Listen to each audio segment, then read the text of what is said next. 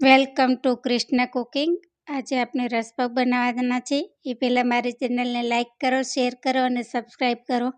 આપણે એમાં સાદા ટોસ્ટ લઈ લીધા છે, જે બેકરીમાં મળે છે. એ ગોળ પણ ટોસ્ટ આવે છે, જે આના સ્પેશિયલ રસપાવના એ મળે તો એ પણ લઈ લેવા.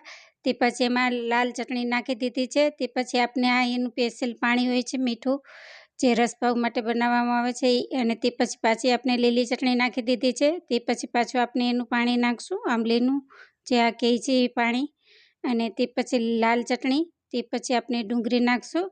ડુંગળી નાખી દીધા પછી આપણે એની ઉપર સેવ નાખીશું. સેવ નાખી દીધા પછી આપણે એની ઉપર બી નાખશું. અને જામનગરની આઈટમ હોય અને બી ન મળે એવું ન હોય, એટલે ગમે તે આઈટમમાં તો તમને બી મળે જ છે. એટલે આ રીતે તમે પણ ઘરે ટ્રાય કરો. અને તમે મારો વિડીયો કી સિટી અને ગામમાંથી જોવો છો તે પણ મને કમેન્ટ કરજો. મારી ડીશ તમને કેવી લાગે છે એ પણ કમેન્ટ કરજો.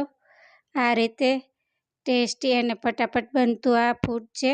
અને આમાં ચટણી હોય તો આ ફટાફટ જ બને છે. અને ચટણી તો બધાને આવડતી હોય છે, એટલે એની રેસીપી મેં શેર કરેલી નથી. જો તમારે જોતી હોય તો મને કમેન્ટ કરજો. અને આ ડીશ બનાવીને ફટાફટ જ ખાવાની હોય છે, નકર પોચું પડી જાય છે.